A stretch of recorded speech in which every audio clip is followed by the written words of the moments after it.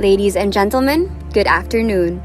We will begin with our prayer to be followed by the national anthem. May we request everyone to put yourselves in the presence of our Almighty God.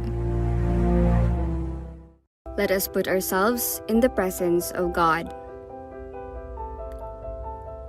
God Almighty, thank you for bringing us together to celebrate Cebuano culture and heritage through the sharing of our stories. We need this in this time of uncertainty, O God, to remind us of our identity as a people, unique and blessed and proud. This reminder must inspire us that whatever challenges we face, whether unseen, alien, and treacherous, can always be overcome if we are united in working for the present and the future, and for the heritage of our children and community. We pray for our present-day heroes who are fighting against the virus, as well as other threats that besiege us today. For our own people struggling to overcome these threats, and for those who have died, fallen, but never forgotten. Dearest God, heal our land. Amen. Mga kababayan, ang pambansang awit ng Pilipinas. Kayang magiliw, telas ng sinakanan, alam ng puso, sa titik mo'y buhay. Upang hinirang, tuyag ka ng magiting, sa manlulupin, di ka pasisigil, sa nagatak tutok sa simoy at sa langit mong pangaw, ay hinatang tulad, awit sa pagkayang minamahal. Ang islang ng matawad mo'y tagumpay na nagtitindig, ang bituin at araw niya kailan pa may di magtitindig. Luman ang araw ng walang pagsinta, buhay langit sa piling mo. Ang inigaya na pagkay mga aking, ang mamatay ng dahil sa'yo.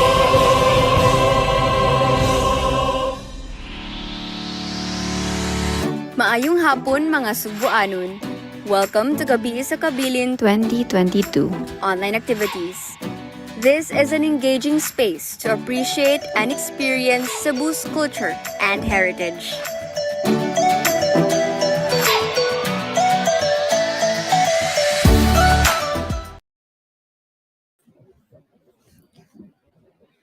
Maayong hapon sa tanan. Heidi Palapar here, GSK Event Director and your moderator for this afternoon's webinar. Welcome to our third webinar of the Gabii sa Kabilin for this year. Daghang salamat to everyone who has joined us this afternoon from Cebu and other parts of Region 7 and the country, even those outside of the country, and especially to our teachers from DepEd 7 and the private schools. The Gabii sa Kabilin, the Summer Heritage Event of Cebu, continues its aim to preserve and promote local culture and heritage through the museums. This year's GSK theme is Padayon, the persistence of the Cebuano amidst crisis, which highlights why the Cebuano race, spirit, and personality have continued to exist and thrive amidst the many crises and challenges that came his way. The theme also highlights and celebrates local museums, galleries, and cultural sites, treasure troves where one can find proof of the Cebuanos' knack for survival and character of resilience, optimism, and ingenuity. This afternoon, our webinar will focus on the Cebuano amidst war, how he survived, and the spirit behind the Cebuanos' resiliency.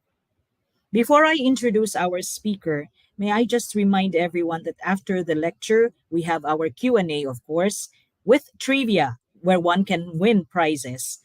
Also, for those who are here joining us and want to get a certificate of participation, you need to accomplish just the evaluation form. Please note, though, that we will post the link of and open the evaluation after the webinar and only up to midnight later, 11:59 p.m. to be sure. And without much ado, may I introduce our speaker this afternoon. Dr. Jose Eleazar R. Bersales, or Jobers, is the director of the University of San Carlos Museum and head of the NCCA National Committee on Museums. He is also a full professor at the USC Department of Anthropology, Sociology, and History, and managing editor of the Journal of the Philippine Quarterly of Culture and Society. Jobers is also co-project leader of the Northern Cebu Archaeological Project. He was a DAD or German academic exchange scholar at the University of Bielefeld in Germany and an ASEAN graduate scholar at the Asia Research Institute National University of Singapore. He was also Spirits Fellow at Kyoto University Museum. He holds a PhD in anthropology with an archaeology dissertation from the University of San Carlos on an educational partnership program with the New Mexico State University in Las Cruces, New Mexico, USA. He also holds an MA in Philippine Studies from UP Diliman. Jobers has written a number of heritage books and is currently writing on the philately and postal history of the Philippine colonial period for Vibal Publishing. Of course, without ado, and ladies and gentlemen, we present Dr. Jobers Bersales. Thank you for the warm introduction, Miss Heidi, and it's a pleasure to be back once again here. I remember my earlier lecture with Casa Gorordo was also about the war last year, and the one I will present today is a kind of continuation to that. Whereas in the lecture last year, in the webinar last year, we talked about the military side of the war. Today we'll talk about what happened to the civilian population. And of course, part of that we'll talk about also the defense system developed by our armed equivalent, the guerrillas in Cebu. So my presentation is entitled Cebu Amidst War, uh, Tales of Survival and Resilience. Okay, next slide, please.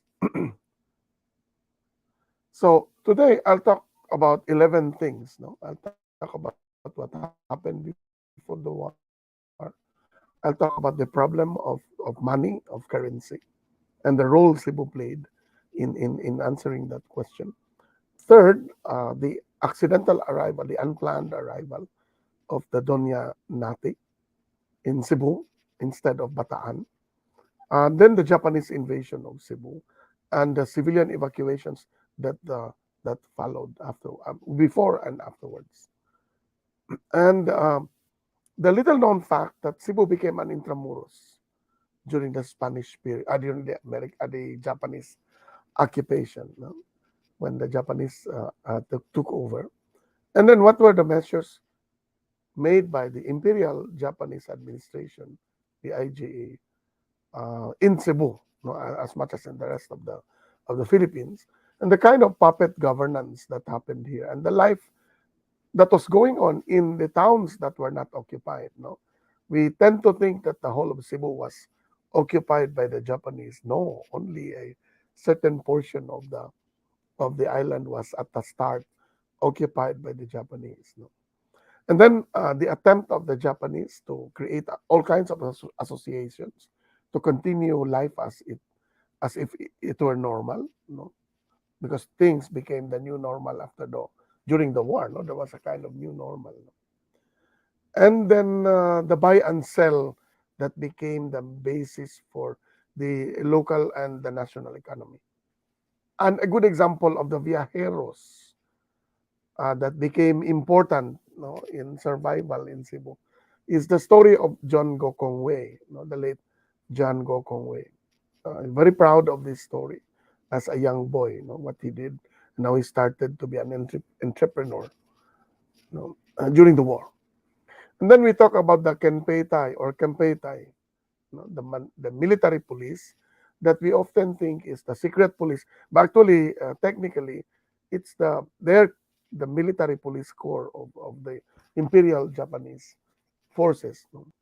And then the so-called burden on the part of the guerrilla, the burden caused by the guerrillas on the part of the civilian population. And I put that in quotation marks because many of you might disagree that the guerrillas were a burden in a certain sense to the civilian population. I will explain why I use it there now. That's not number 19, that's number 9. Espionage in the city, the role of T. Padilla, Tiburcio, Tiburcio Padilla Street, where the market moved. And there's still a market at T. Padilla, very near Museo Sugbo. It's been there since World War II.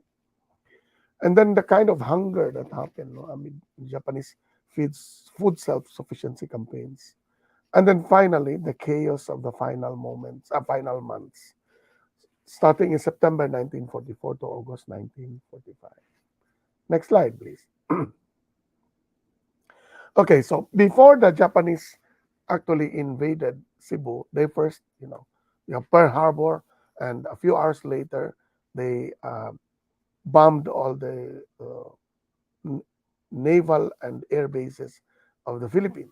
One of the greatest questions that remain, I think, unanswered is the airplanes of Clark and Basa Air and the air base in Manila.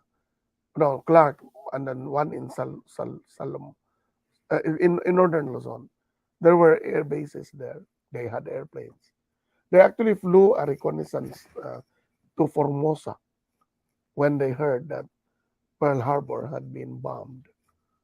But they didn't bomb Formosa, where the largest Japanese air base was located, no, in the south of Japan. And they came back to Clark and refueled and then waited. And just, probably played cards or waited for the Japanese to bomb them to heavens, to smithereens. No, that's not been explained fully. Why we had the advantage of bombing the largest the largest Japanese air base in Formosa in Taiwan, which was at that time a Japanese colony. No, we didn't. We just sent all those planes, looked at the air base, and then flew back. You know. As a result, of course, in a few hours around dawn, early morning, early dawn, the Japanese planes flew out of Formosa and started bombing strategic bases in the Philippines and destroyed whatever capability the Philippines had over the air. No? And that started the whole arrival of the Japanese without barely no air resistance. So while the Japanese arrived in Lingayen and started moving to Manila, January 2, Manila was declared an open city around the middle of December, on December 21, if I remember correctly. And by January 1, the Japanese were at the borders of Manila, and on January 2, they entered Manila. And then they started bombing the rest of the Philippines. No? Cebu was constantly bombed. There were 3 or 4 important strategic uh, facilities that the Japanese would bomb. No? They sent one airplane, 1 or 2, according to Julian Humalon, who is a witness, no, to this beginning of the war and to the war. He has left us a memoir that remains unpublished. For example, I have asked Mam Humayda Humalon, who's probably in the UK right now with her sister, if it's possible to publish those memoirs, and maybe Rafi would be interested in those memoirs. He writes of the regular bombings. First, one plane dropped 4 bombs, or 2 planes. They dropped 2 bombs each, or 4 bombs. They hit the pier, they hit the Lahug airfield, and they tried to hit the electric facility, Veco. No? And so Cebu would have rotating brownouts. So Cebuanos already knew, that the war was coming. They just did not know when the Japanese would arrive. Now, the Americans, the foreigners, the British, the Russians who were here, the Armenians, there was a Latvian here, there were Turks here, there were there was virtually an international community here of about 500 No, they would all go to London Heights, where you have Busai now. All these expensive restaurants.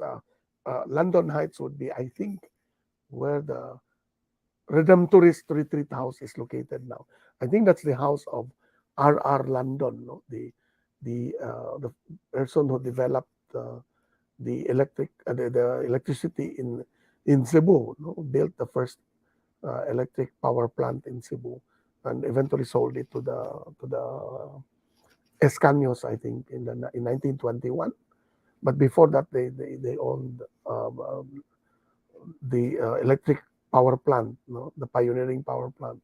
And he had this rest house on top of Busai because it was very cold. And all the Americans went there. There's so many houses there because there was already a Carabao trail going up to Busai at the time. And then when the all clear would sound and they'd be there for about 3 days, and the native Cebuanos, ang mga pobre would just scamper to safety. But the richer ones would go to Bogo, to Bantayan, to and all that. And then all clear, so naog na sad sila balik, and go back to their daily lives. Now, the Japanese were concentrated. There were 800 Japanese in Cebu at the time. They owned about 14 or 12 Japanese bazaars, no? Lining the street of Magallanes, side by side with Chinese, American, Armenian, Turkish, Moroccan, all kinds of stores, no? Selling the same products, except that the Japanese sold not just US, American, European, but also Japanese ceramics, food, and including paper umbrellas. So they go back, and the Japanese stores were, of course, naturally looted. I mean, normally they would have been looted by the Filipinos, by everyone, because they were the enemy. They were in a concentration camp. No? So next slide, please. Now, some of these evacuations, Julian Umalon says, Julian Umalon at this time lived in Parian. No? He says they just moved 1 kilometer away to Labangon, to a friend's house. I think this is where they live right now, no? Eventually they bought the property and stayed there after the war. Julian Humalon, the great painter and lepidopterist, and of course, he has a very important role in the next slide. But for now, we know that in his memoirs that he moved to Labangon. The Brinks, they wrote a book called Saved by the Grace of God, which is their experience in Cebu during before the start of the war, 1920s, during the war, and when they were brought to STIC, Santo Tomas internment camp, University of Santo Tomas. The Mills, I have also a copy of their book, of her unpublished memoirs. Unfortunately, it's not published, but maybe Rafi should also publish this one. There's a copy at Cebuano Study Center. Lucy Milne at that time was about, I think, 8 years old or 7 when the war happened, and she has this drawing of Camp 88 in Bogo, in the mountains of Bogo, where they stayed with some other American families, no? And others went to White Horse, in a White Horse Hotel in Sudlun. I think the White Horse Hotel is where the Moncados,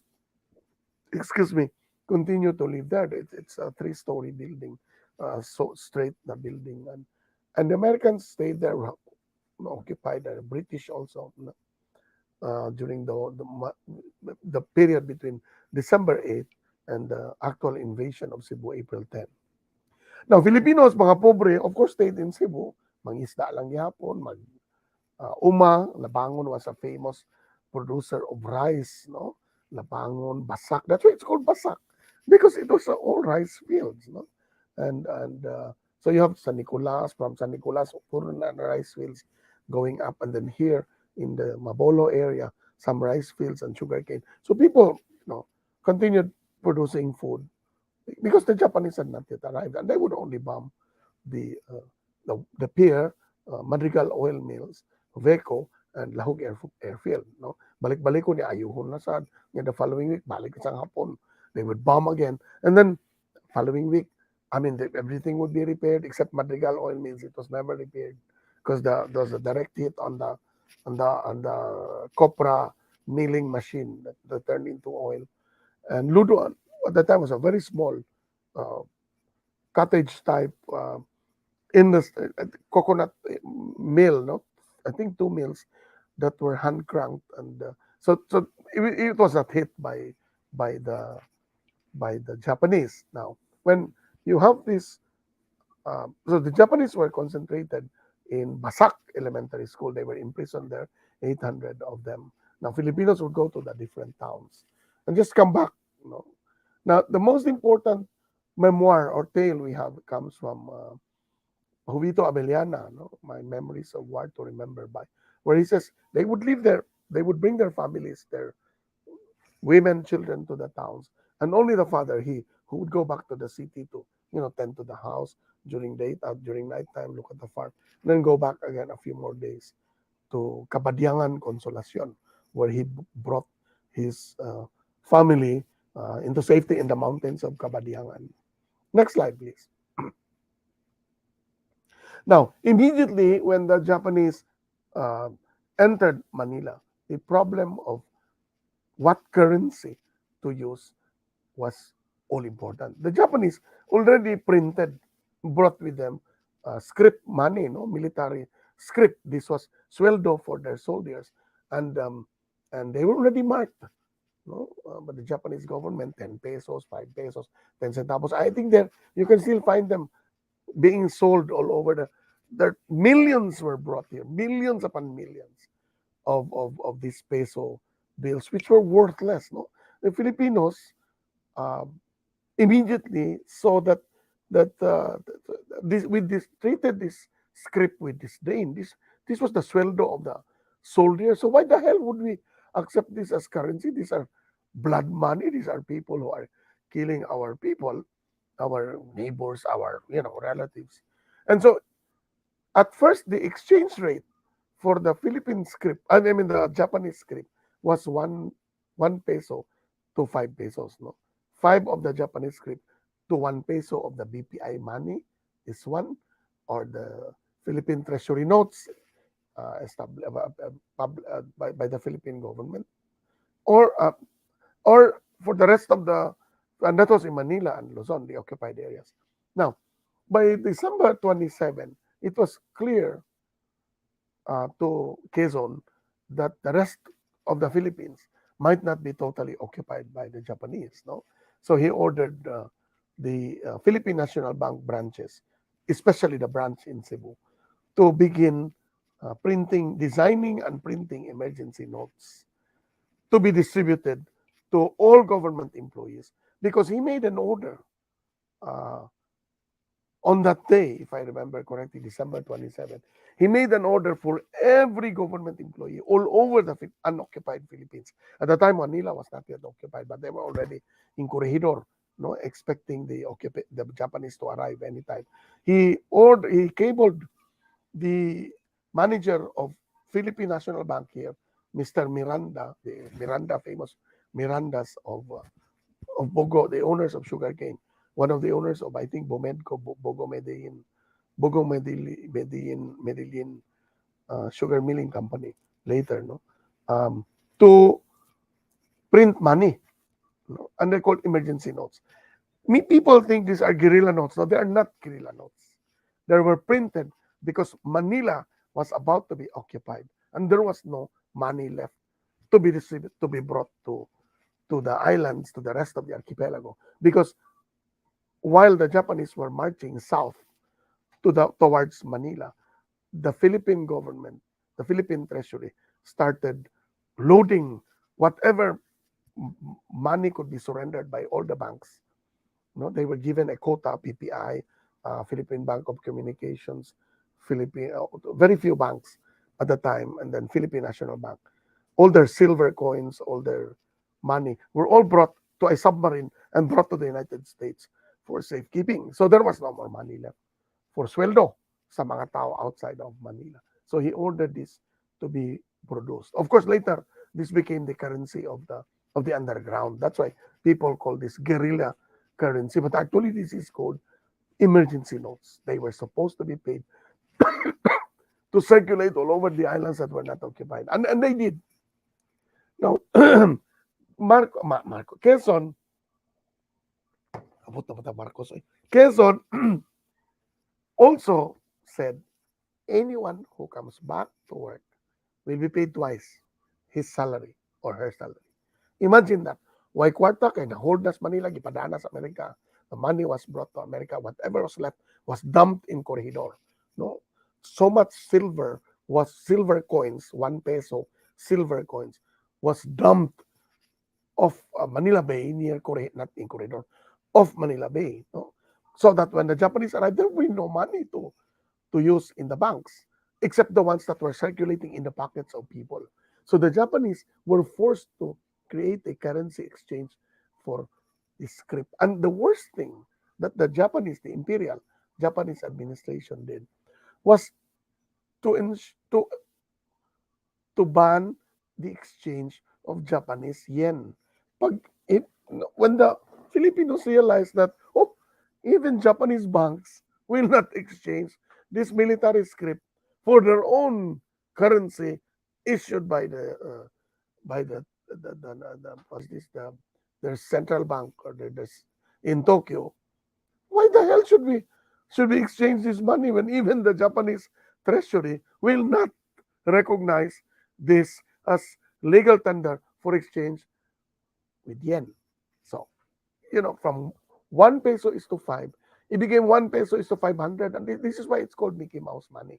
Now, the saddest part among Cebuanos, among everyone, and these are stories they tell, no, in books that I have read, is that you had to bring all of these currencies with you in the market or wherever you go.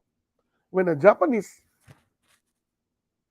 when a Japanese, no, you meet a Japanese and he asks you for money or filches you or whatever, inspects you, you have to have this currency because this is a sign now, okay, this guy is pro-Japanese or at least has some respect to Japanese. But you also had to show tahi any of these currencies because if you brought Japanese money, Mickey Mouse money with you, and it so happens that you're in the market where the one selling is a sister or son or mother of a guerrilla, you will be reported nga the guy is pro-Japanese, brought only Japanese money. So, in order for civilians to survive during the war, according to to what I have read, you had to bring each of these and make sure that the one you're facing in the market or anywhere you're buying, you have to be sure it is pro-Japanese or anti-Japanese or guerrilla or whatever, so that you will know what kind of currency to distribute, to use to pay. Later, I'll talk about how much it would cost to buy pandesal. No, well, I will just tell you, 1 kilo of sugar was one sako of 10 pesos of this guerrilla, this Japanese currency in Manila during the height during the 1944.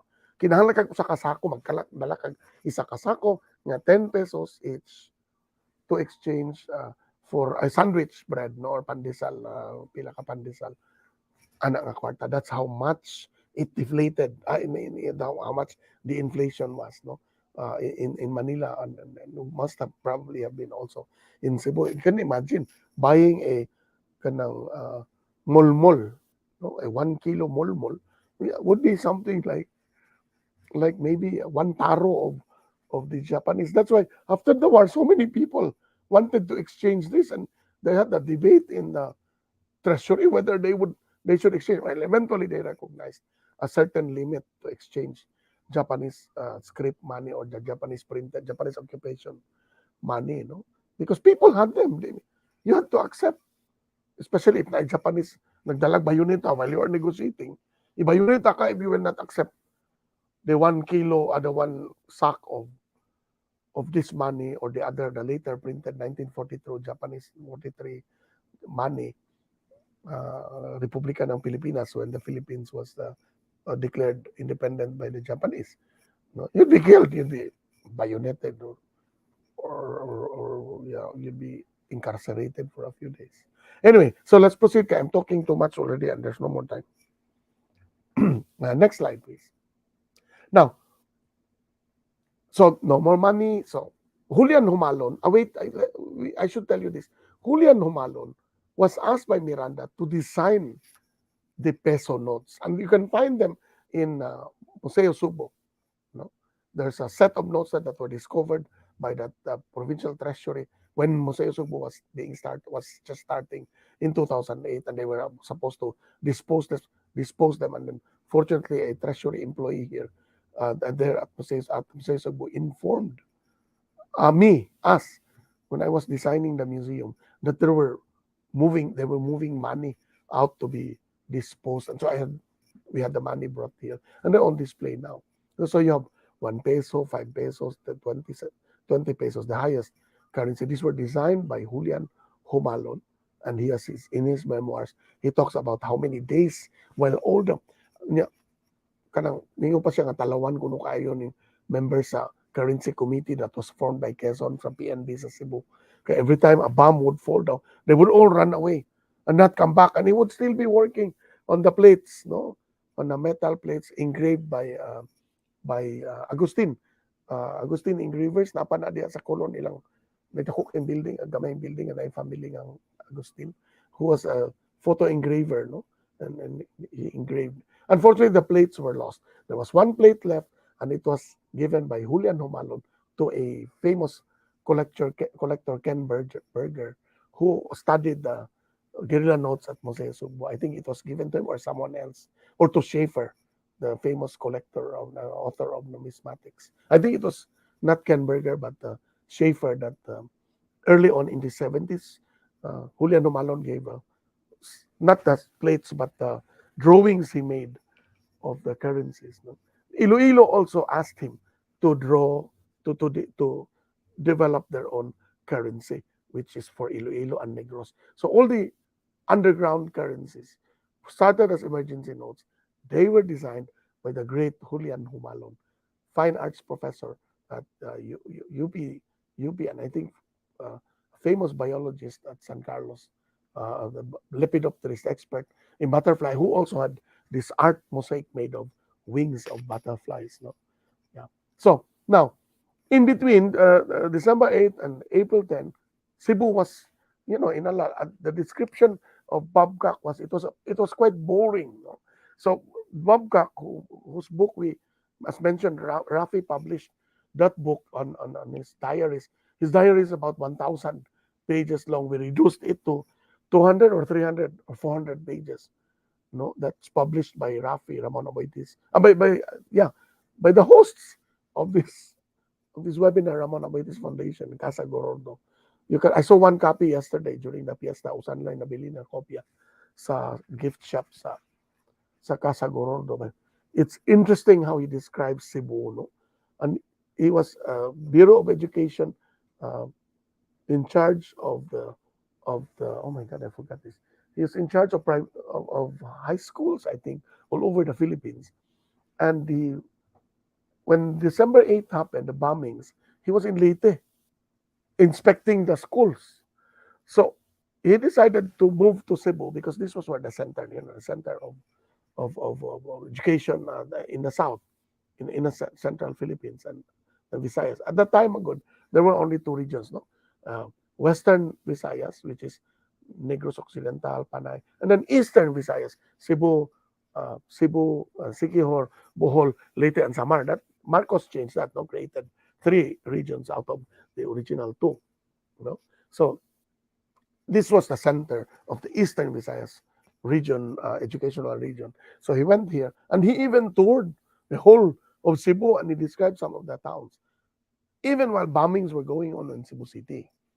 And he says it was boring. Sometimes he stayed at Shamrock Hotel, where you have that building that has remained a shell now, the Compañía Maritima building behind City Hall, and which should be turned into a maritime museum, but is still, I think, under litigation between CPA and the city government on who owns that really, and city government is claiming it, I think, but they're still under the Cebu Port Authority.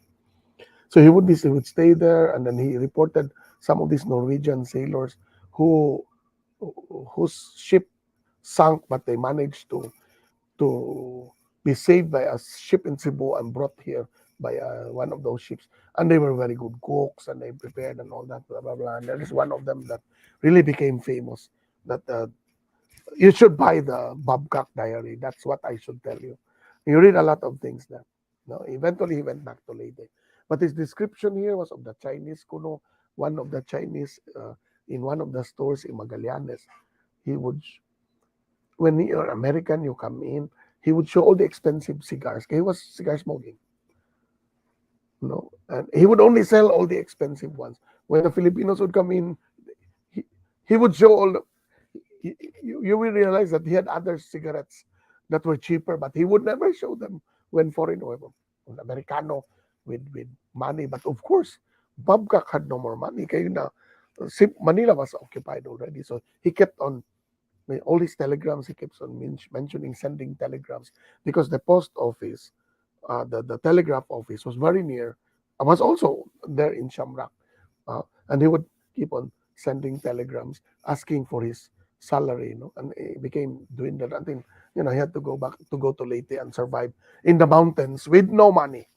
And that's an important diary that you should buy. Ramon Aboitiz Foundation has a copy, and Miss Heidi can probably tell you how much it costs and how you can order. Now, in between December 8th and April 10th, the Doña Nate was loaded. And it so happens that this ship, owned by the De La Rama Shipping, was in Fremantle, Australia, when Pearl Harbor and the invasion of the Philippines happened. So it was commandeered by the USFIA, the United States Army, USAFIA, United States Army Forces in Australia, USAFIA, and was placed in the War Shipping Administration.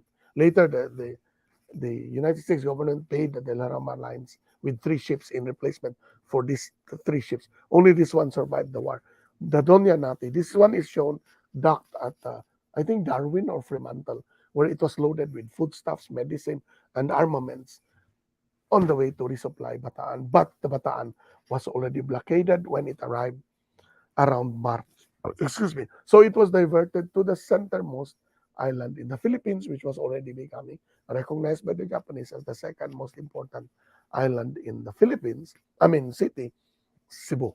So the Doña Nati unloaded corned beef, flour, powdered milk, or whatever was available, medicine. And they were all put in storages at Philippine Commercial Company, the one beside Malacanang sa Subo. There's this big street towards South Road Projects, SRP. And then there's this series of warehouses. And then also, Prince Warehouse Club used to, across it, La Nueva and San Miguel warehouses today.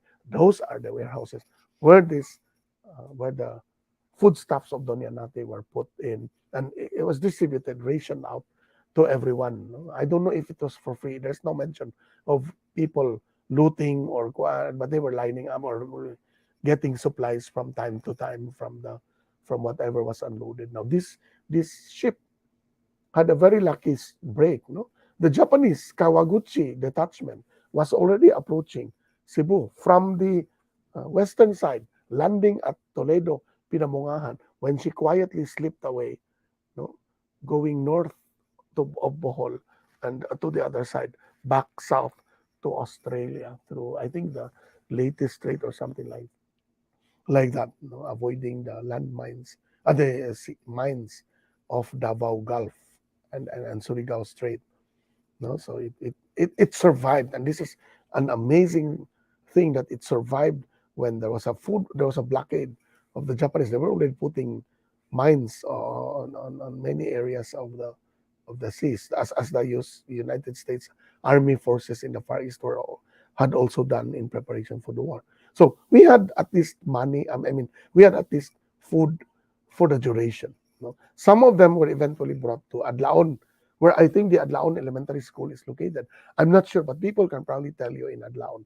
There was a camp there built by the United States, the USAFE, United States Army Forces in the Far East. They put up a camp there there was one in Panamungahan. No, San Sebastian, also in Panamungahan, and another one in San Sebastian, Sambuan, and another one in Adlaon. And I think that's where the elementary school is located now, if people can confirm to me sa DepEd, no?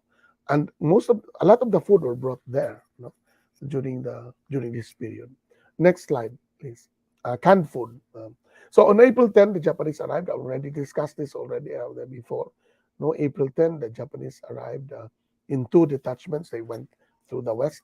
I made a mistake. They did not land in Talisay. They landed in Argao, Barili, Pinamungahan, no, and yeah, and I think part of that was Cebu. I'm not sure.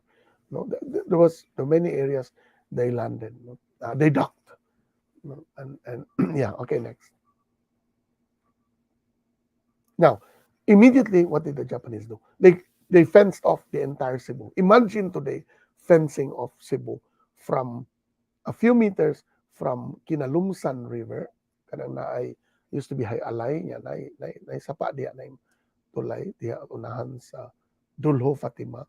Kawayan gikan sa dagat.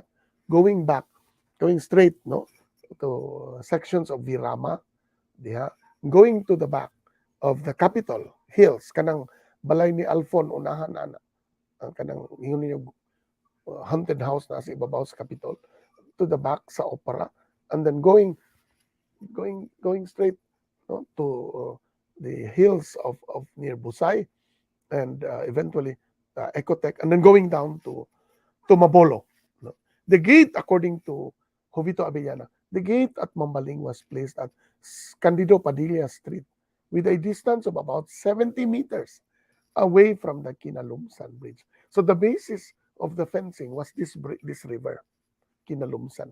So they had, in certain sections had gates. And one of the famous stories that we know is that si Archbishop Gabriel Reyes was slapped and kicked, no? Gipatiran o gisagpa ang naong because there was a Japanese sentry nga niagi siya sa gate, nya wala siya mobaw. That must have been in Mabolo. He must have been going to church or visiting the church or whatever beyond Mabolo where he was slapped, because we don't know where he was slapped, no? Gisagpa siya sa ordinary soldiers. Of course, that did not endear the Japanese to the Cebuanos.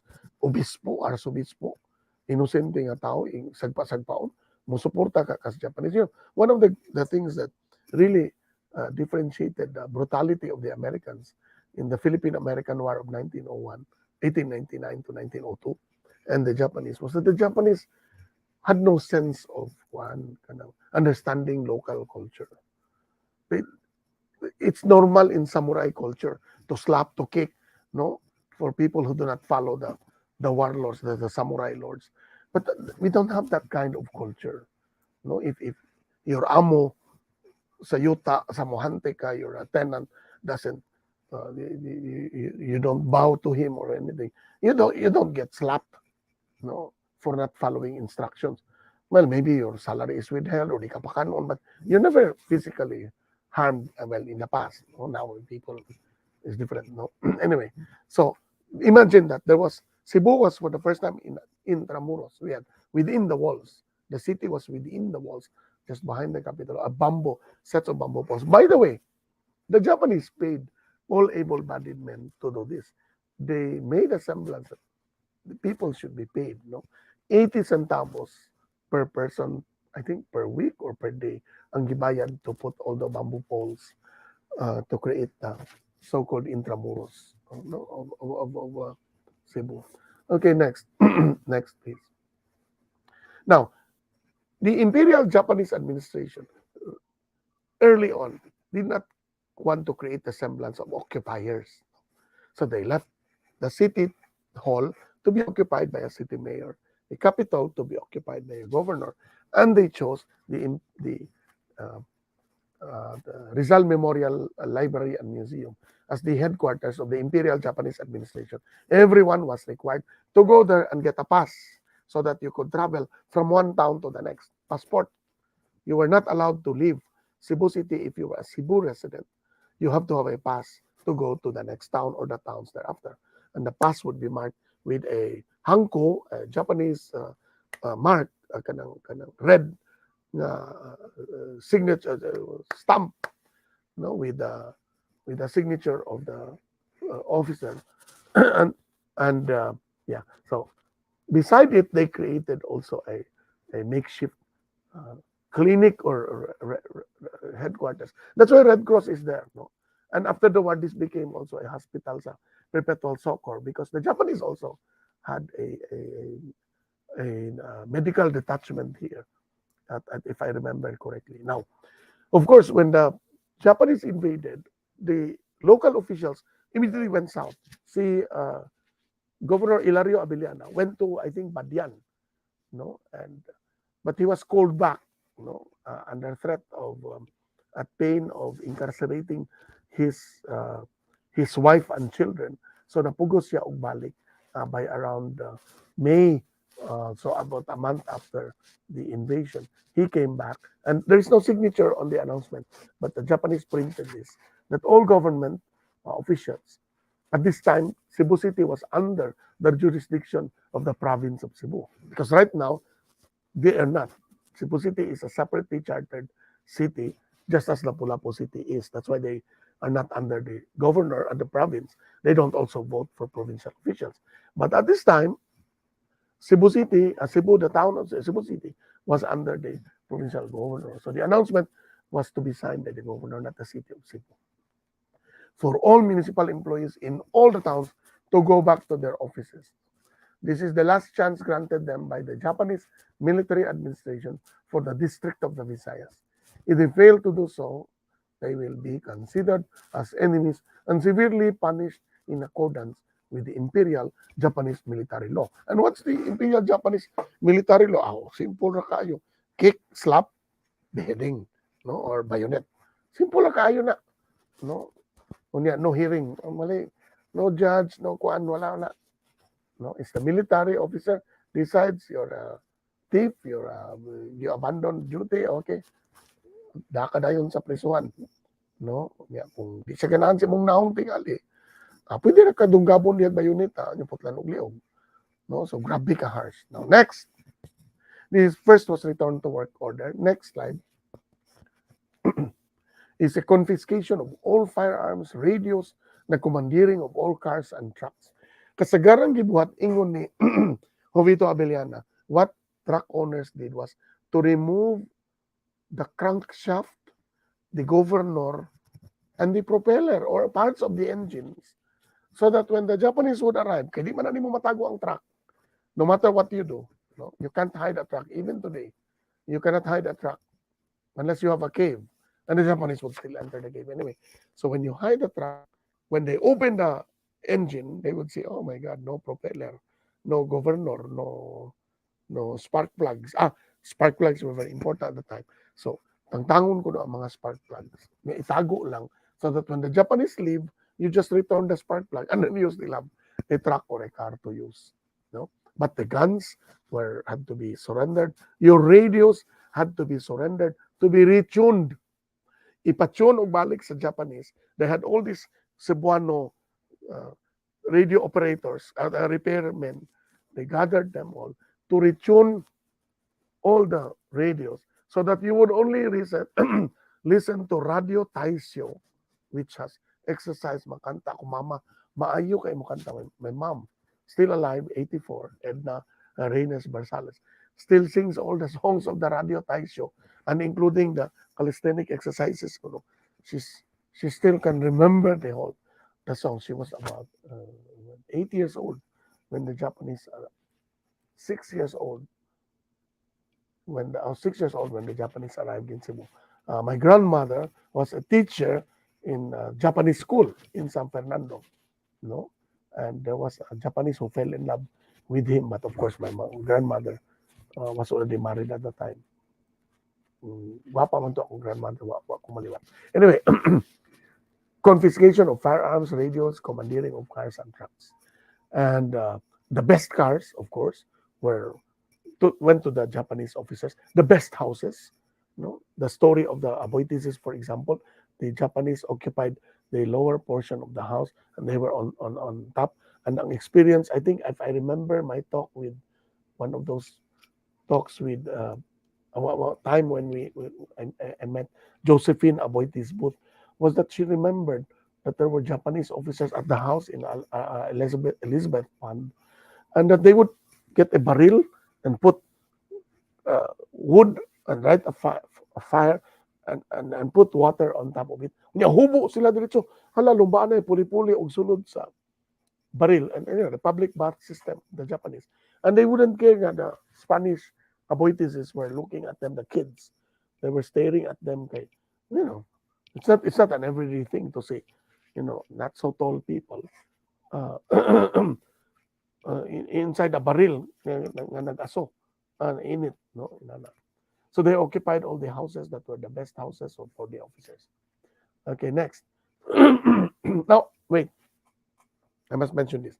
Towards the end of the war, they would remove even the Filipinos from the houses and everything inside they would sell. No? The Japanese would sell them, would barter them for all kinds of food. If they will barter, if not, diretso nagkawan. Now, the foodstuffs were also controlled. You see here an announcement, no?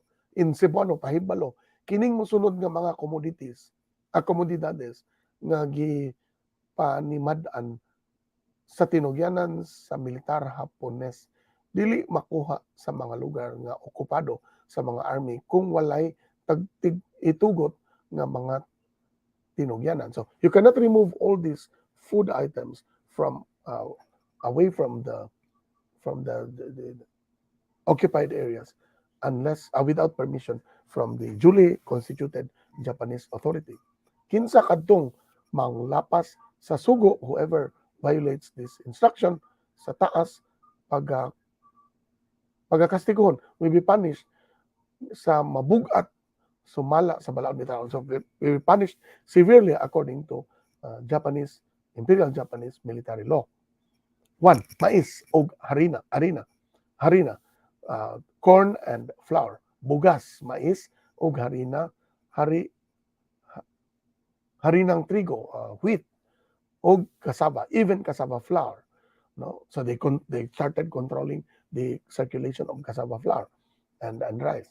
Sa panahon during seasons, asukar o asin, no? Mga substansyang pagkaon, mga rich in minerals, no? Bunga, mga karne o mga dilata, no? Fruits, meat and canned goods. Alang sa sports, tabako, bino, kape, kakao o tea.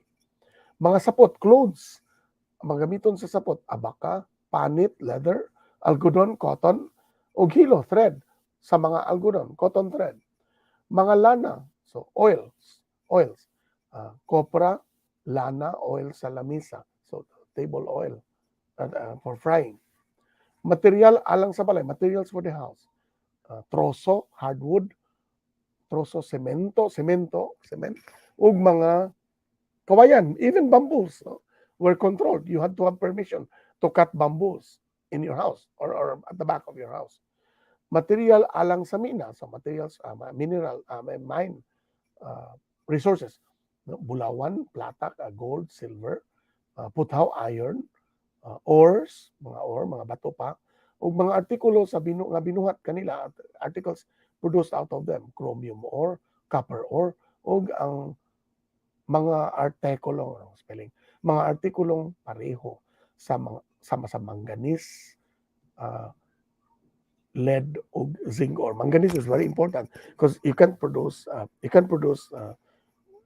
gunpowder for munitions with manganese. That's why the Japanese occupied Bohol and only in Gindulman.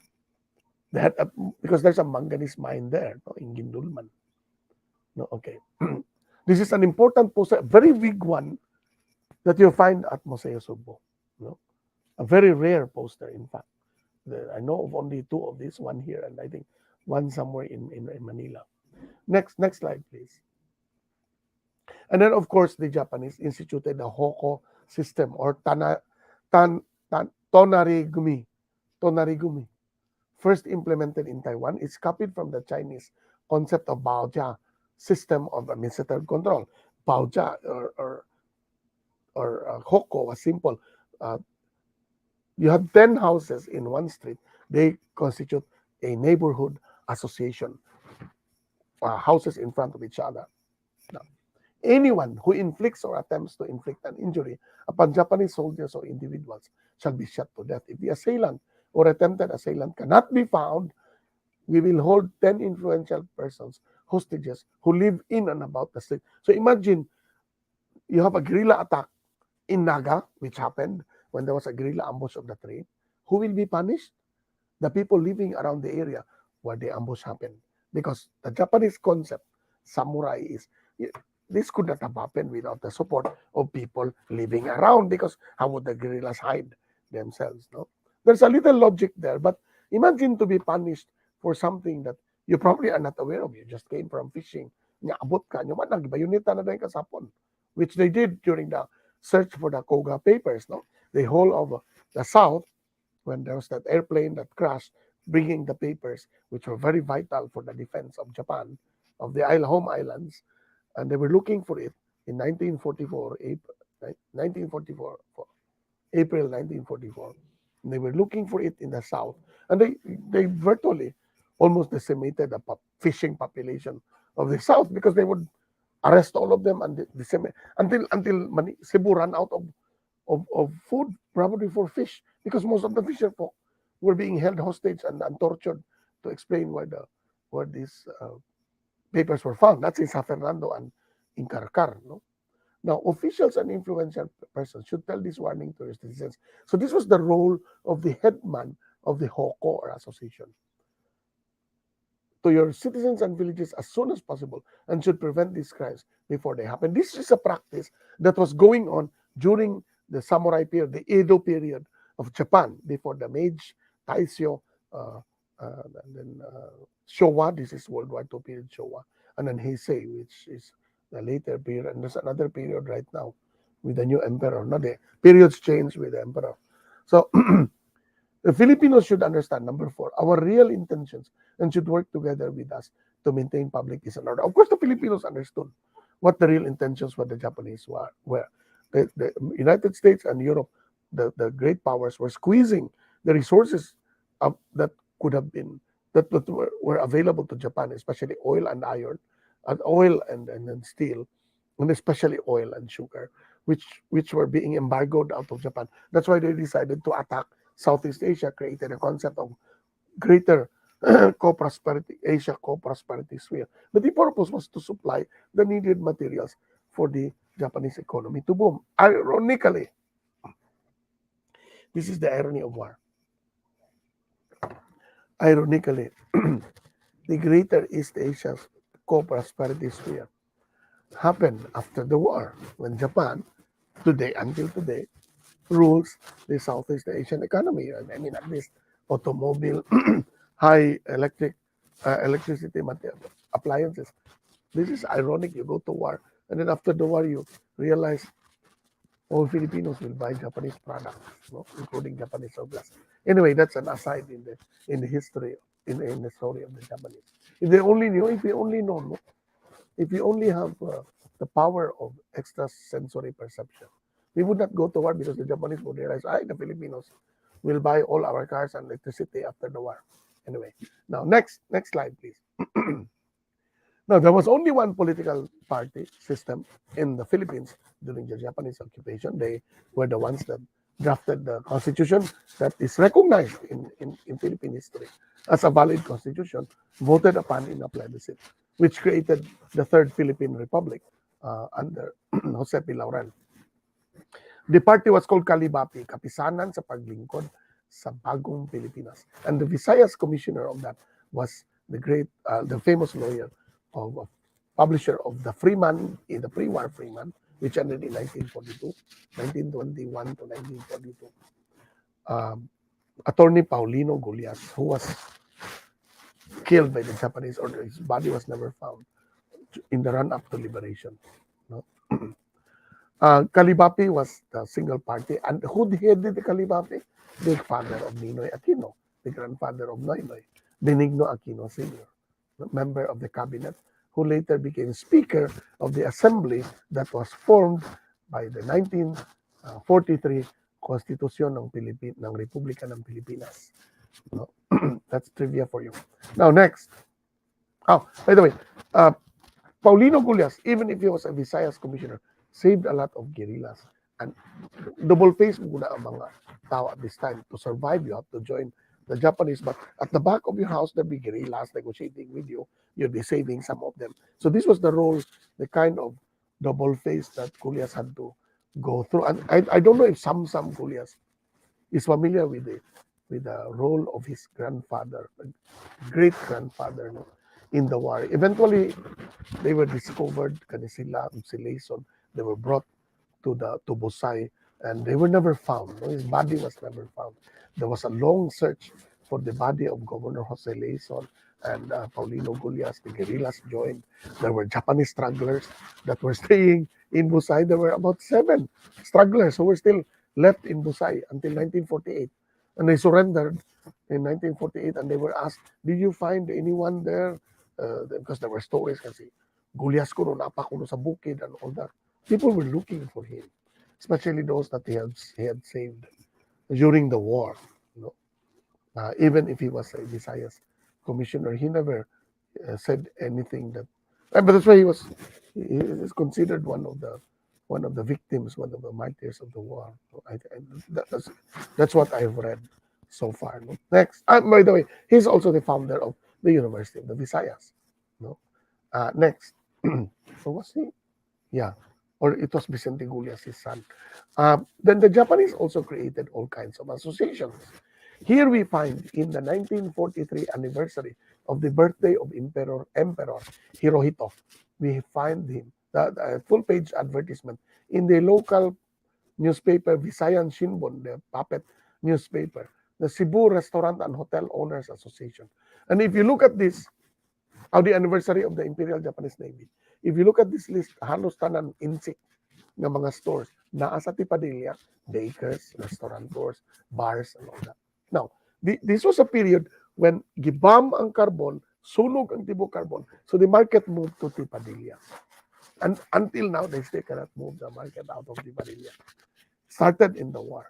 No? Fish market, and so fish market, tuba ng mga bars, and all that. No?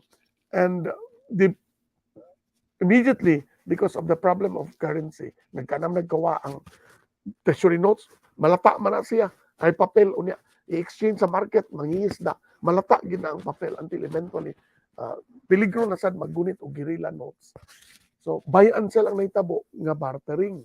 And one of the famous barterer of biyahe was a bayahero, meaning he travels from one place, buys this product in exchange for other products. Is of course the story of the young Gokongwei, I think 13 years old, during 1943, when he first got into a batil, a sailboat from Cebu, brought,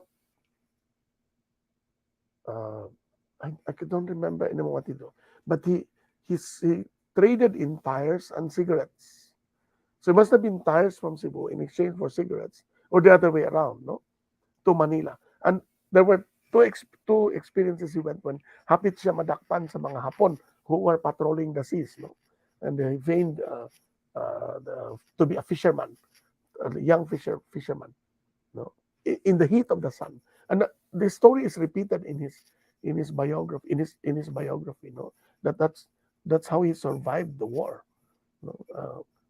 Buy and sell. And many Filipinos, many foreigners, the Spaniards and the Germans were left to their own devices because they were Axis powers. So all the Spanish residents of Cebu and the German residents of Cebu were untouched. That's why San Carlos, which had one German priest who did not become American, Father Yashik, stayed at Santo Rosario, said Mass at Santo Rosario, but visited Father Bonk, Leonard Bonk, also a German, but he had an American citizenship passport. So he was arrested in Bohol and was incarcerated at the Kampaytay headquarters in Cebu Normal University, where he eventually died of diarrhea. The most common disease of those who would be incarcerated would be diarrhea. Why? Dirty water, dirty food. So they were, ang istorya pa ni, well, this is ahead of the story we talk about Kampaytay. The prisoners there would have one can for ihi, one can for their water. And there would be a pail there, ang usa ana sa yabaan si mong ihi, ang usa ana yabaan si mong tubig. And igawas na. You wouldn't know kung pagbalik, asa ang sa ihi, asa ang sa tubig when it comes back. No? So imagine that, the kind of brutality that Cebuanos went through, no? And like Covito Abellana, and they survived the Kampaytay imprisonment, no? And also, of course, Jan Gokongwei, no? Next, please. Okay, so, okay. So there were towns in Cebu that were at the start unoccupied. A best example is Dumanhog. The guerrillas occupied Dumanhog because there was no Japanese sentry there until late 1942, when it was clear that the Japanese had bases in Ronda and in Dumanhog and San Sebastian and all these areas in the south, that the Japanese sent a contingent there and occupied the elementary school. Usually that's where they occupied, and that's when the guerrillas camped to the mountains of Ronda. No, there's a famous battle there in Boal Boal that happened. Yeah, but you see, this is November 15, 1942, well into the Japanese occupation, and you have a program.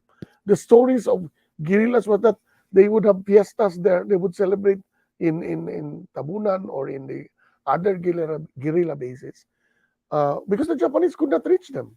Doon ay fiesta, doon ay hantak. The same experience with the Katipuneros during the period of Sudlon 1899. No?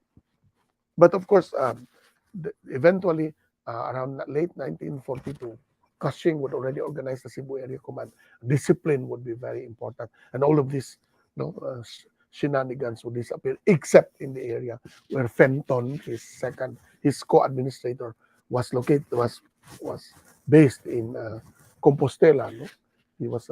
That's a different story. That's a different lecture altogether about Fenton and his madness. No, the madness that happened in him, that he eventually was executed by his own men, guerrillas.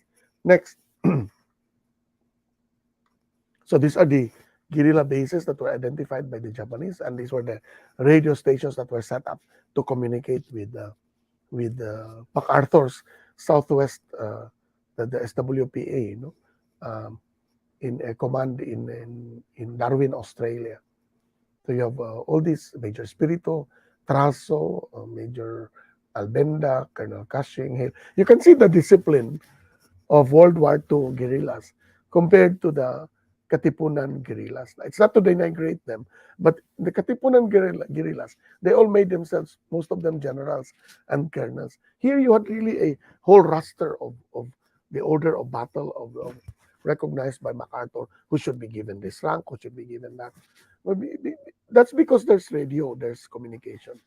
In the time of 1898, 99 guerrilla of Philippine-American War, there was no telegram. There was, but they cut the line. So you had no communication with Aguinaldo. So the guerrillas were left to award themselves medals and all kinds of ranks. But here, they were strictly controlled by MacArthur. So you have all these majors and all the generals. Next. Now, I mentioned earlier the Kempeitai. People tend to think the Kempeitai was the Japanese secret army. No, it's not. It was the Kempeitai is a acronym for Japanese military Kempeitai Bokaichū Anana in Japanese. I forgot the meaning.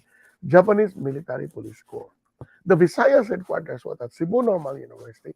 The Cebu City headquarters was at the port because Cebu was occupied by the Imperial Japanese Navy, which had marines, because this was an island.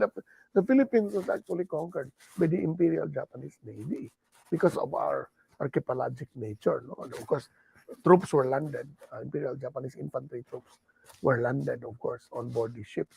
But the ones that really called the shots here was the Imperial Japanese Navy.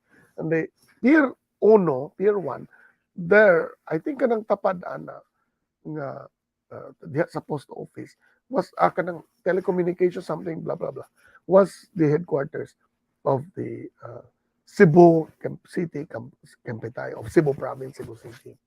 There was also in Mandaue. There was also a headquarters in Opon.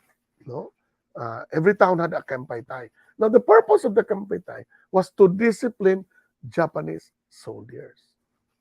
When you're a Japanese soldier and you're called by the Kempeitai, mukurog yung kuno na ang Japanese soldiers.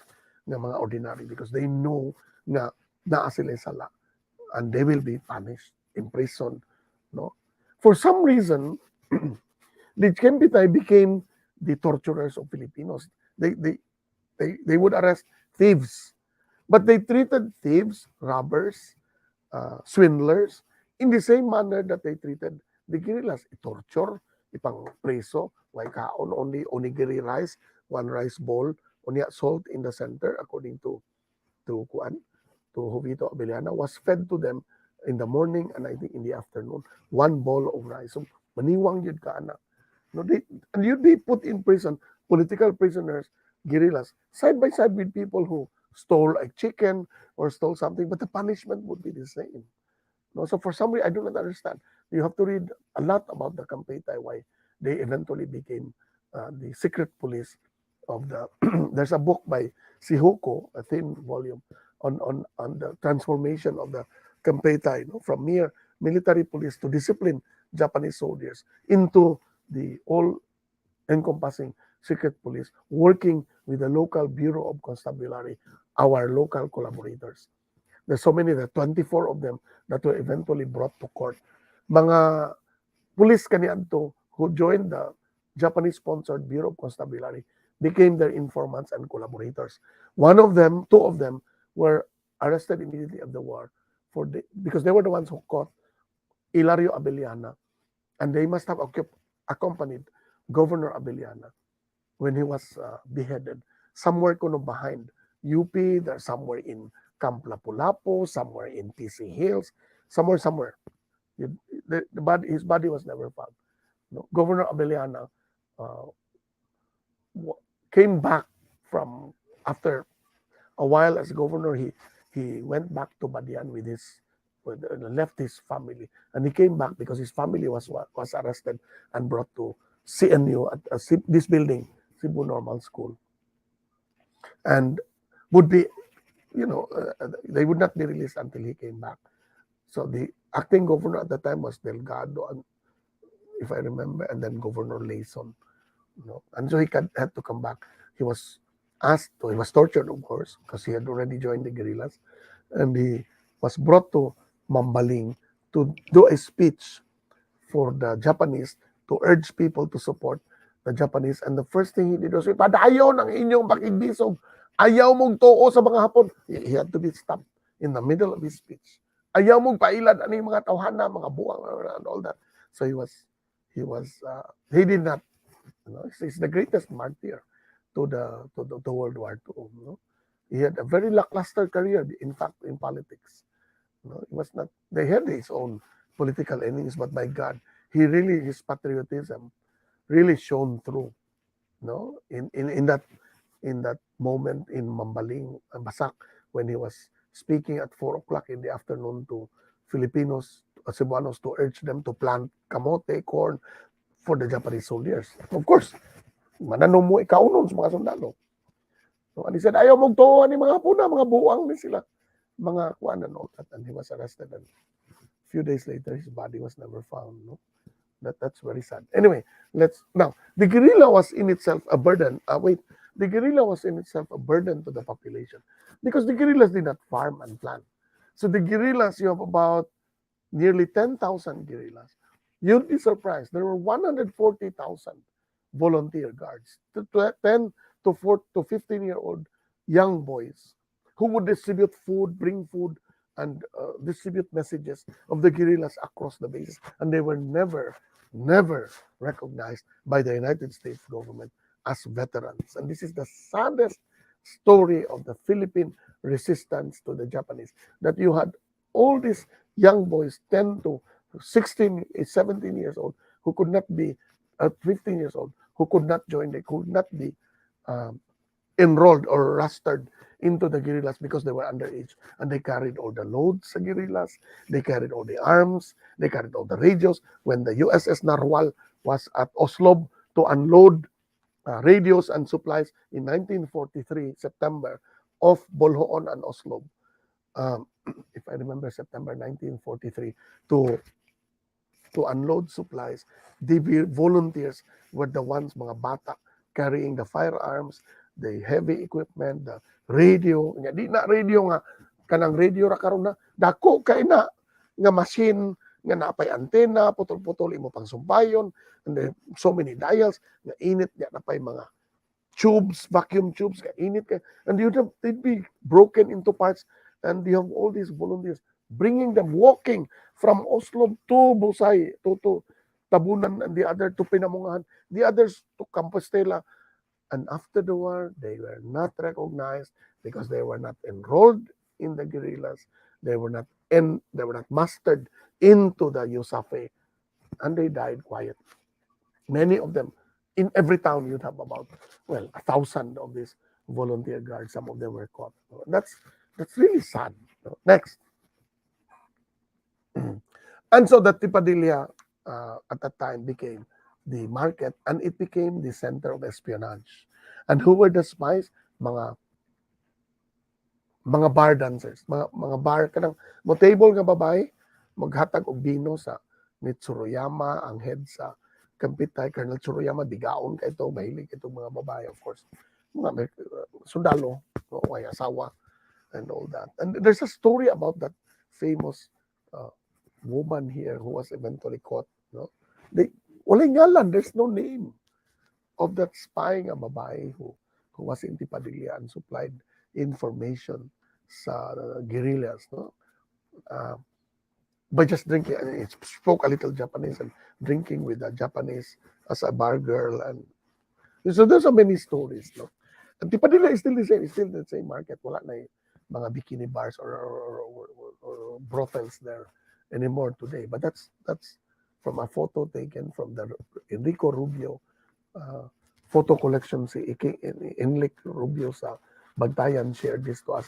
Museo Subo would be somewhere here. Photo ni aerial photo of a relative of his, no, taken in the 1950s. And for this I thank Enrico Rubio. Yeah, of Bantayan, Karaang pamilya ka ng Karaang Balay diha sa doon sa around the plaza. Next. Okay, and there was so much hunger, no?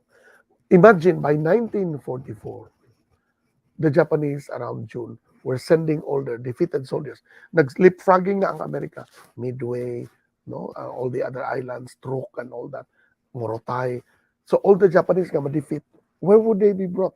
Some were brought to Japan, but the ships that were not available, hinahinay silang padasa, Philippines. So you have a burgeoning population of bedraggled, haggard Japanese soldiers nga tilde na along the way. How would you feed them? You have a total Philippine population at this time of about 20 million. And added to that, thousands of Japanese soldiers who do nothing, who are doing nothing. They just came from the defeated areas of the islands, leapfrogging towards the Philippines. And so you'd have, and then Cebuanos were no longer planting corn or rice, Iran, Labangon and all that, because the Japanese would just confiscate them or would exchange them. Somewhere there were kind Japanese.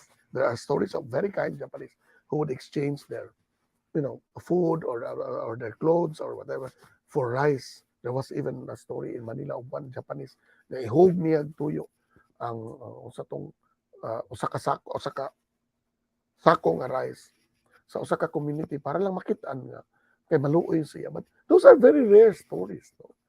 So runaway inflation made food items extremely expensive by June 1944. Mo na ning ang pan, sandwich, usa ka sako nga kura, no, Mickey Mouse money.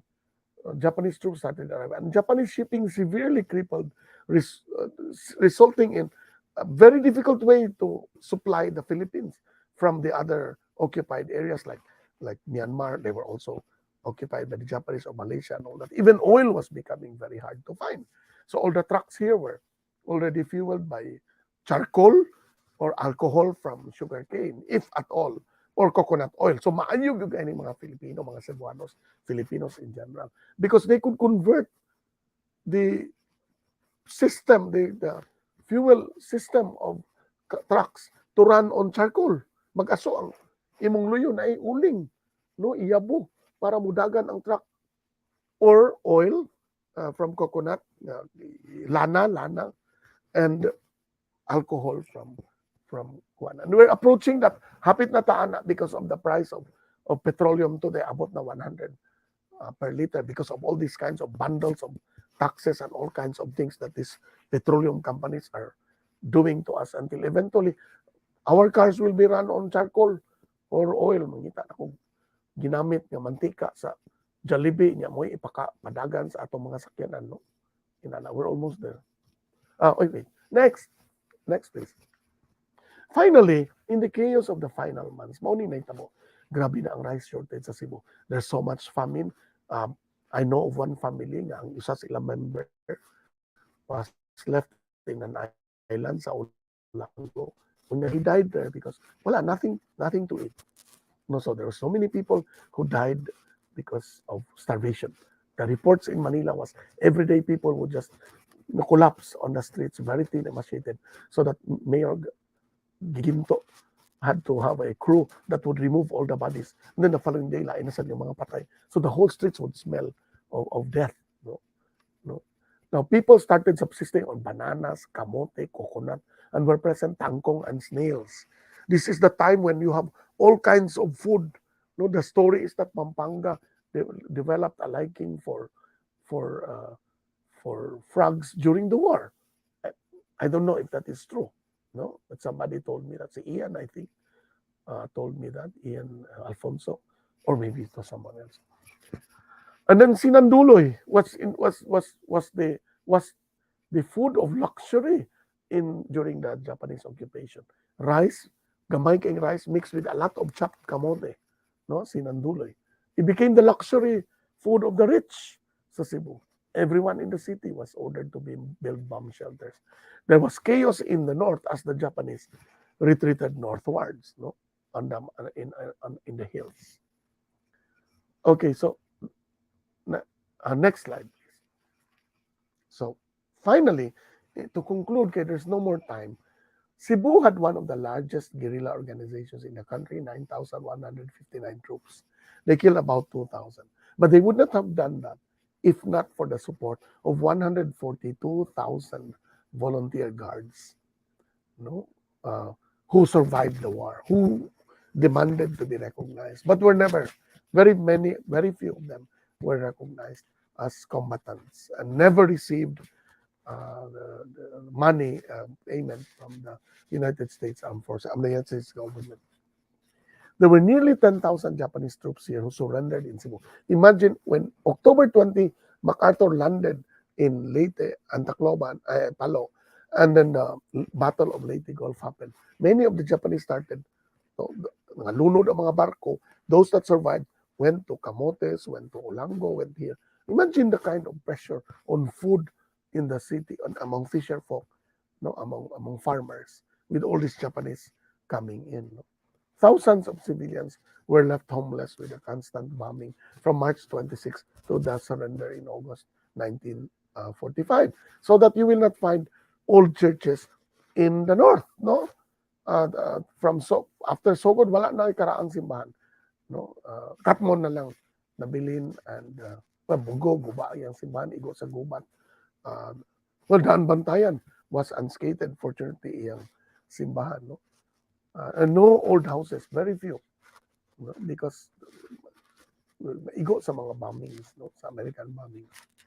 And then the phenomenon of squatting and begging for food became a regular fare. In the past, wala man kayo manglimos o pagkaon, mga bata.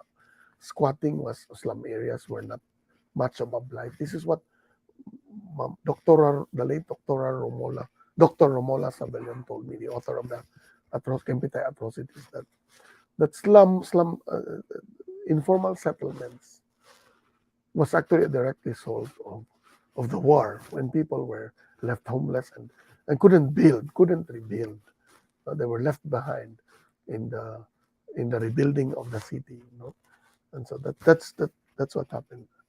Okay, next final slides. These are further readings. These are the sources of my talk today. You know, Jovito Abeliana, Pamela Brink. You ordered the book by internet. Milne is at Cebuano Study Center. Our book by Resil and myself. Ingon si someone told me mahal ra kuno kayo. And then Ma'am Romola Savillan published by USC Press in its shadow about the Kampaytay. And then, of course, the famous Tabunan, which has been reprinted with an updated, annotated edition by Ramon Abaitis Foundation. And then Triumph in the Philippines, which is available online. You can just type that with the author, Google that, and you're available, the last one. Thank you very much. There's still time for questions, I think. Yeah. Long talk.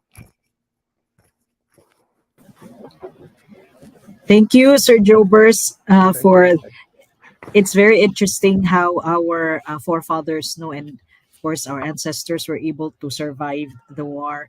And yeah, some of them were ingenious. In fact, kato imong giingon, sir, nga charcoal ang gamiton na lang para ko ano Wala may kanang. tabo na to. Nag-andam na kong circle para sa akong inuba. Anyway, Ikaw sad, you better prepare ka. You have a car. So remember, pangayo na daag oil sa Jollibee, used oil. so bisag dili war, sir, kinala na ta magandam. Mahal na tayo. As anyway, you already mentioned it, sir. We are going to be entertaining questions, and we have some already. And let's go to our open forum or Q&A, and let's have our first question, please.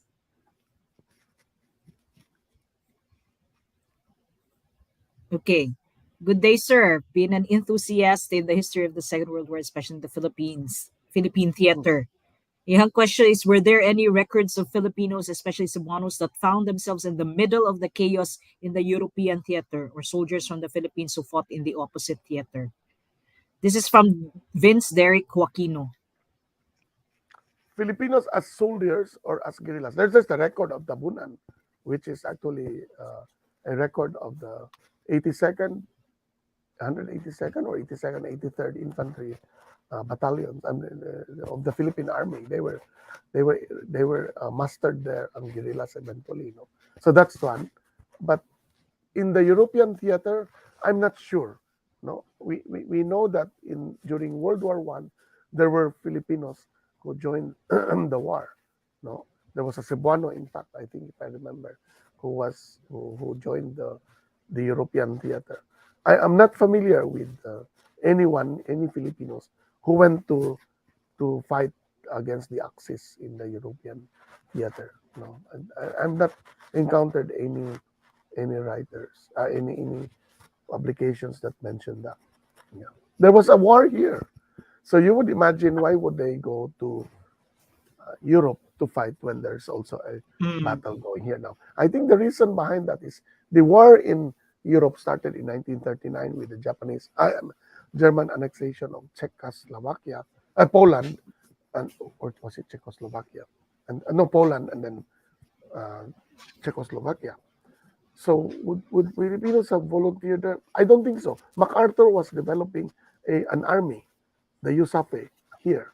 He would not have allowed Filipinos in the Philippines to go to the theater in Europe because he was, in fact, lacking he was recruiting here. No, he was recruiting here for the coming war. Yeah. So maybe I don't think maybe that's the reason why nothing has been written yet. Now the best person to ask for that would be Rico Jose, the foremost war historian based at UP Diliman. All right. So the answer is wala. No, there's I've none. not encountered any written materials. No. Okay. So we go to thank you very much for that questions, Vince Joaquino. Let's go to our second question. And then, by the way, we have a set of trivia questions prepared. So we'll also fit that in this Q&A. And then for those who want to join that, if you can answer the first one to answer that, we'll get a prize. Okay, let's go to our second question from E-Boy Wallace. Thank you for your question. Dr. Bersales, good afternoon. I have a question. If there are any research studies about caves in Cebu utilized by the Japanese military during World War II? Research studies about caves. Utilized by the Japanese, sir. The Japanese built a lot of tunnels on Busay. They're now called caves, but they were man-made. They're not caves in the strict sense of a natural cave. There's a lot when you climb when when you go to Buhisan, there's a lot. I've shown that in my, old Kabilin TV show episodes there on YouTube. There's a lot, and from time to time, we hear of stories in Bonbon, Bosay, and uh, Taop, and all that. That there are caves, no. So the Japanese utilized caves. Some of them built caves, the tunnels. There's a lot in PC Hills. Are they documented? Now that is the task of the present, no, to document them before they disappear. That can be a project of the Ramon Abuetis Foundation, but it's government that should be doing that. So maybe my fellows at the Cultural and Historical Affairs Commission, they're doing a cultural mapping of Cebu right now. It's being pursued, no, by the Cultural and Historical Affairs Office of Cebu City. Pretty soon they will reach that phase, no, when they will be documenting the caves that are found in the uplands. But it's a slow pace. Why? The Philippines suffers from and I keep repeating this, the Philippines suffers from a lack of funds. The lack of funds is because we don't have a Department of Culture. So we have an NCCA where I sit as a member of a subcommission on cultural heritage. But how much is the budget of the NCCA? I think only 3 to 5 billion pesos. If that was a cabinet seat, if that was a department side by side with tourism, you're talking what? 100 billion pesos a year for culture. And so you'd have what? 1 billion to study all of these. So I'm trying to justify why it's not possible. I'm trying to rationalize why I alone cannot do it or others. But there are many spelunkers, caving enthusiasts. There's an organization here in Cebu, and they have a lot of documentation. It's just hard to determine. Did the Japanese come here? So because Yeah. many of them were entered into, and the materials were removed. Some of them are looted also. So unfortunately, there are no studies that I know of. Long answer to a short question. Thank you. This is Japanese are utilizing caves, but definitely our guerrillas also utilized caves, Yes, right? yes, also, yes. Okay. So maybe we'll pause for our first trivia question and then we move on to the other questions after that. Yeah. Let's have our first trivia questions, fast fingers for anyone who'd like to get a prize. This is the cargo ship of the De La Rama Lines which arrived with ammunition and food supplies for Cebu. It left hours just before the arrival of the Japanese Navy. What is the answer? Please type in your answers to our comment section, and the first one to do that with the correct answer will get a prize. Thank you. Let's move to our next question. Next question, please. This is from Marvs Bascon, who is part of our GSK committee. No, Sir Joe Burst, were there any Cebuano politicians prosecuted after the war as collaborators? Hi, Marbs. Marbs Bascon is with Talisay City College. He's a good friend of mine. Um, the when they were killed, I mean, I'm sure the ones who were brought by the Japanese as they retreated in Busai would have been, at least they would have filed collaboration cases against them, like Attorney Paulino Gullias, Governor Layson, because they were running the government up to the last end when the Americans arrived on March 26. They were brought in the afternoon or later in the day to Busai as the Japanese went up, or the day before. So one, they would have been able to prove that they saved a lot of guerrillas, or a lot of Cebuanos, because that's the kind of role they played. Rabor, I think, the San Fernando mayor was known as a puppet mayor, so they would have been there would have been politicians. All the mayors of the towns, they would have been investigated by the counterintelligence corps, which investigated all the atrocities in the towns. But were there cases filed against them? I don't think there were. They could justify. No, you must remember the the justification made by, well, a long story, never mind. Vicente Rama was, in fact, a case was filed against Senator Vicente Rama. He was mayor for 3 months in Carcara, and he was able to prove to them that he was forced to be mayor. He had to resign on the third month. Pain, diabetes, blah blah blah, because he didn't like the idea. So so the case was never filed. No, it was investigated. The prosecutor said no case, so it was never filed. So they could show evidence that they saved a lot of people. They did it because they were forced. Nag-diabetes na ang attack si Senator Rama. He was forced to be mayor of Karkar. He was congressman man of Karkar before he became senator. So wala gid wala na wala na file.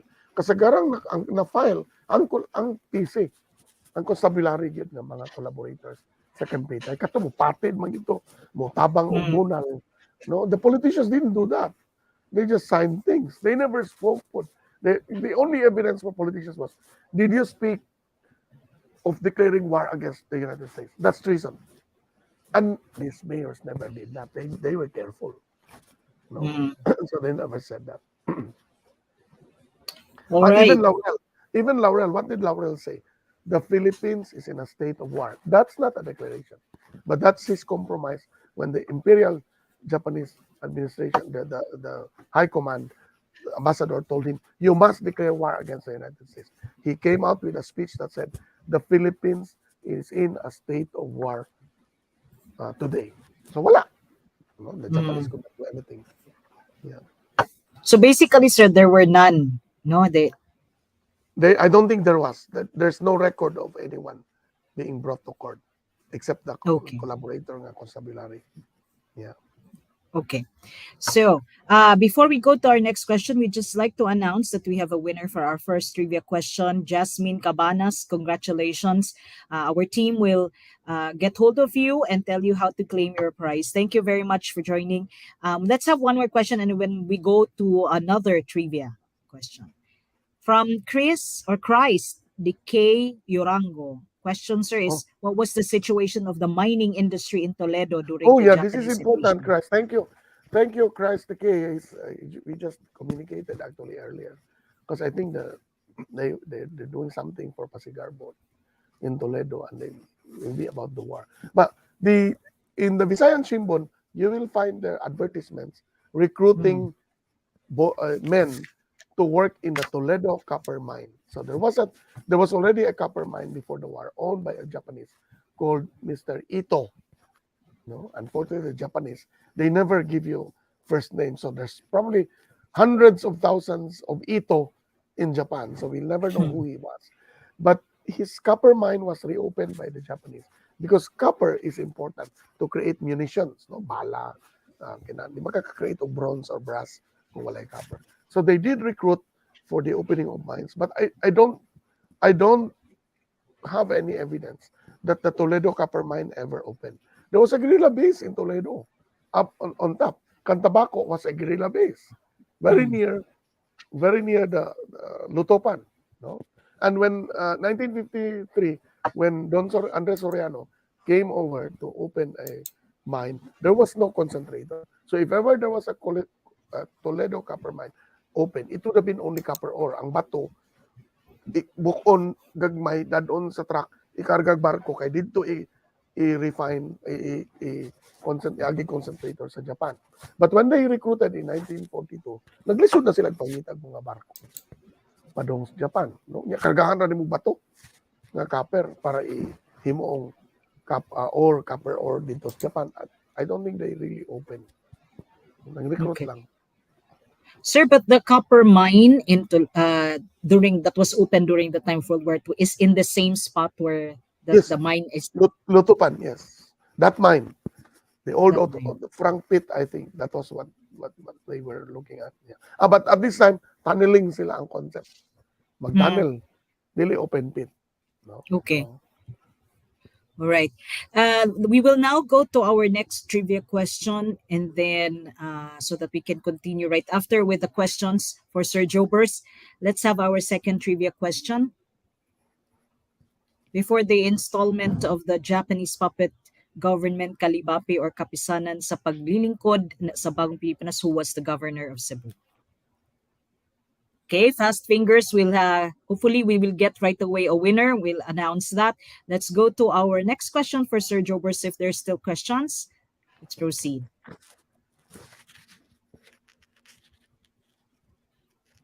Okay, here's the question, sir, from Dan Salud. Good afternoon, sir. What happened to the Filipino collaborators or the Kempitay after or before the end of the war?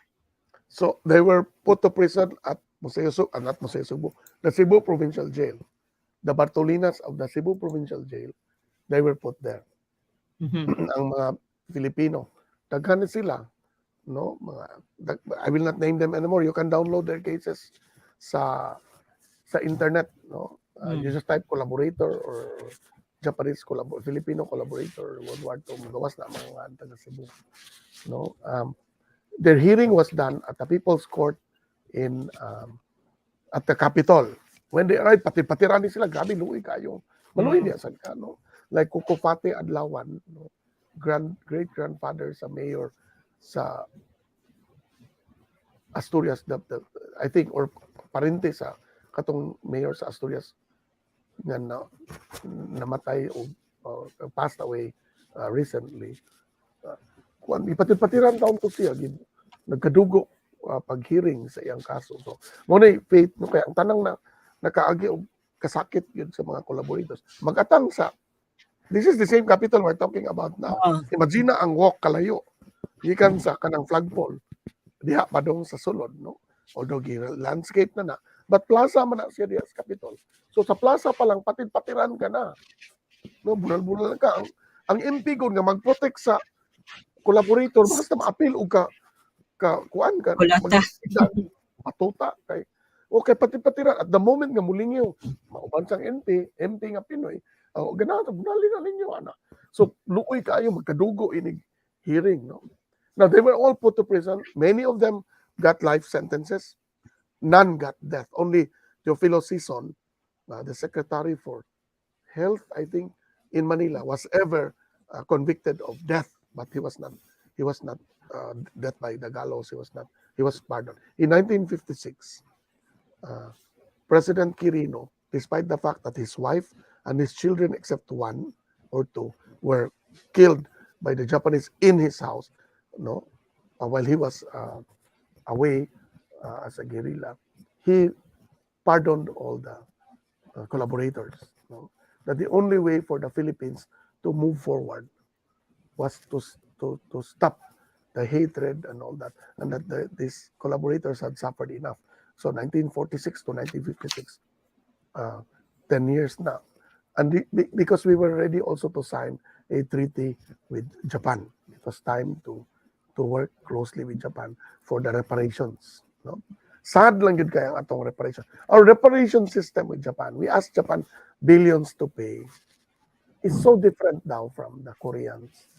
The Koreans, they asked for reparations in terms of capital equipment, factories. Kita, we asked for boats. We asked for ships. We were given 10 ships. I think ito mga President Lines, President Juan, President Kitsato, mga nana. We didn't ask for factories from the Japanese. We didn't ask for their technology, for their know-how. The Koreans did that. That's why, look, we can't even build a boat. Well, we can now build a boat because of the avoidance factory. Chinichi. God, it took so long. It took 1990s from the 1940s for us to build our own ships. Because we didn't ask for capital goods. We asked for finished products. Ay, Pilipinas. Nagsalig mo sa Amerika na nga time. Ano, Amerika mo tabang na to and all that. So, wag kita mangayo sa Japanese of equipment for factories, for cars. Look, where Korea is now and where we are. Thank you very much. Okay, thank you, sir. Let's go to another question and then we pause again for another trivia. But we have a winner for our trivia number 2, and that is Kevin Edis. Congratulations. The answer actually to trivia number 2 is Hilario Abellana, correct? So, again, we will get hold of you on how to you will be able to claim your prize. But let's go to another question before we go to our trivia number 3. This is from some anonymous, no name. As for the Japanese collaborators after the war, was there a difference in terms of harsh treatment, execution for treason, life imprisonment, etc., between those in the elite and those who were in the lower sectors of Of course. society? Were the Of course, elite Japanese? Sige, sir. the Filipino politicians, the collaborator, the whatsoever, puppet governors, mayors, were politically related. They were in the same party, Nacionalista, no, or liberal of established by Cuenco. Cuenco went to to Bohol, nagtago din si Cuenco, wala ni siya mo collaborate. So he was safe. No, but many of his party mates, mayors and all that, were collaborators. He needed them in the next election, just as Don Serio Osmeña needed Quezon, the nationalistas. They needed these mayors who were collaborating, so they were treated well. They were put in the bilibid, but Claro Recto, all of them, Camilo Osias, and all that. But they were able to rebuild their careers afterwards. Claro Recto is still known as the great statesman of the Philippines, no? And because they saved also a lot of Filipinos. Laurel almost won in the 1949 elections. Why? He saved so many Filipinos while he was president. He had even the guy who assassinated him became his bodyguard after the war because they saw what they did. No, magdublikara magyug kaning panahon na. The same thing, I think, if we will be overrun by China, we would wave the flag of China.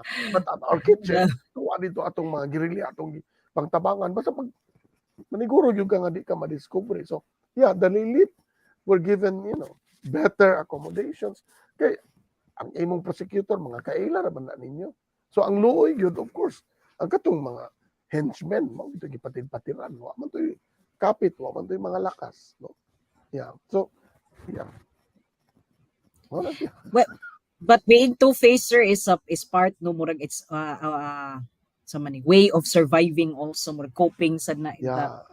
Many of these collaborators nga Philippine Constabulary, when it became clear, pagsugod yung bombing September 12, 1944, bombahan na yung Cebu, igo na yung Lahog Airfield, igo San Carlos, Iloilo, kaning tibok Visayas, Davao, gisugdan na yung bomba. Lumbaan na sila pangbali, no? Nangawala din ang uban nila, gipanghatag sa guerrilla ang mga pusil nila, ning join sa guerrilla. But there were others who stayed with the Kempitay to the very end. Mauni sila, ang di yun madawat sa guerrilla. Kaya na ay mga krimen, mga rape, ng patay. Mayors did not do that. Mayors did not kill, did not rape. So, lahi yun po ang treatment nila. Kaya, gibutang it's like tarong lugar sa prisuhan. Makainom sa tubig na inana. Yeah.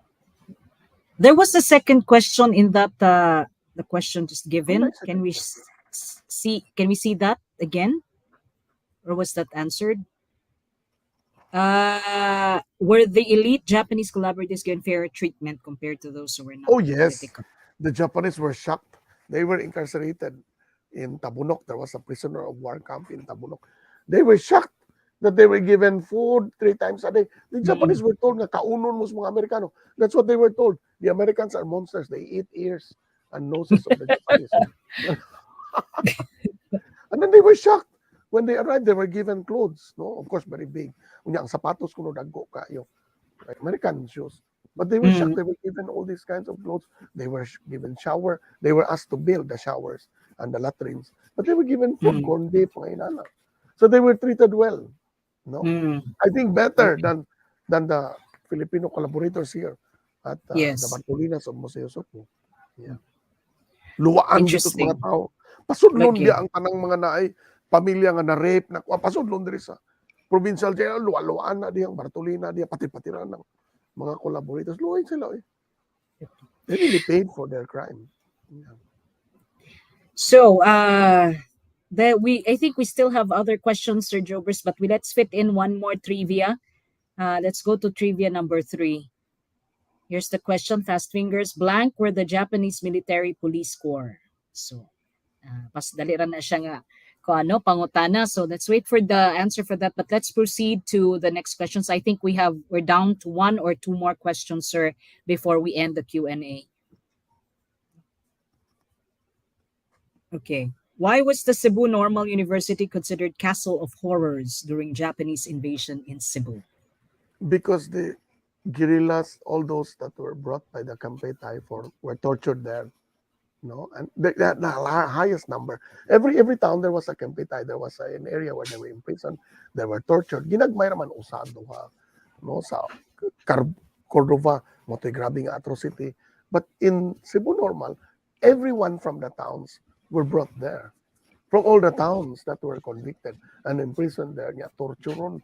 Ang torture ka ng ibitay mo duha ka thumbs, ibitay ka ana nya bunalan ka ugbat. Mm. No, that's one of the tortures. The others was pa, and then water cure and all that. So, and they were imprisoned at the basement. So it's called the Castle of Horror. So many people died there. They were killed there. And then there was a burial plot at the back. And unfortunately, I was told, gitukuran o building sa bagong administration, later administrations, nakakuha og mga bukog, wala na sa, no prayer, no nothing. Wala.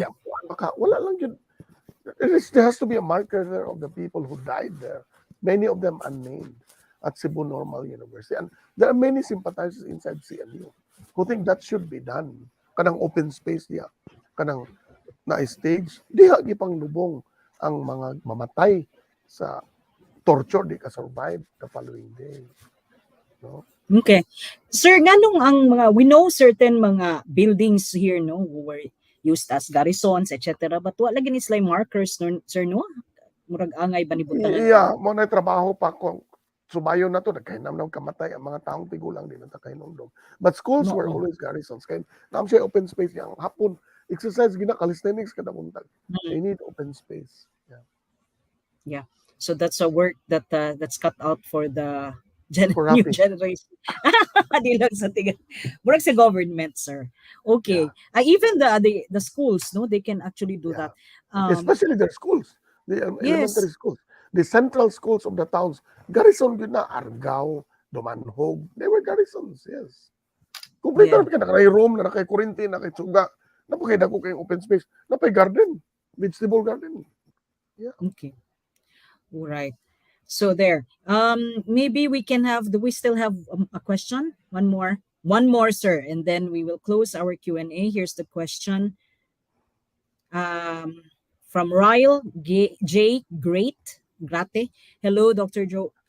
Bersales. Given the need for mass transport in Cebu today, what happened to the railways in Cebu during the war? Do you have any idea if there are efforts to revive after the war? The railway functioned for a while, no, until the railway going south, until it was ambushed in Naga. And the Japanese did not use the railway, no. It was very difficult to manage and dali kay ka ma-ambush. So during the war, virtually, naamraman ta ang railway, but in the liberation bombings, giigo gyud ang railway kanang diha sa DBP going to Cebu City Medical Center. Mao man ang depot ug ang Central Station, no, at the corner of Jones Avenue, Osmeña Boulevard to Imol, diha tanan pa dong fire department. Gibombahan gyud na. So there's a list of I think 42 engines, 12 engines and 42 cars nga nabungkag yun. So wa gyud siya magamit after the war now. Is it needed? Yeah, kinahanglan gyud kay nato karon. But gi-auction off man na after the war. Gibaligya kay lugi man gyud ang train before. So people never saw nga we would need this train now because daghan mga bus companies owned by politicians who were competing with the trains, mag-underpricing. Dagaan ka 15 centavos nga ticket, pero imong bayad 5 ra. Pero 15 ang pakita. So inigabot si inspector. Sa gobyerno, ang uning bayad gikag tarong sa bus. So ilang i-undercut ang pricing sa train. The train was owned by the government. Dili mo undercut ang private bus companies. So napilde gid siya sa bus companies. Now we suffer for it. Okay. We would like to thank everyone who sent their questions. I think that was the last of the questions, Sir Jobers. Thank you very much for answering them, sir. But before we leave, we'd like to announce the winner of our third trivia, and that's Vince Derek Joaquino. Congratulations. We'll get hold of you for your prize. And we have 2 more trivia questions, but we'll be posting them in our GSK FB site. No? So for those who still want a chance to win something from our webinar from GSK, Gabii Kabilin, then please stay tuned for our trivia questions, 2 more of them. And with this, we'd like to close our webinar and our Q&A with Dr. Jobers Bersales. Daghan kayong salamat, sir.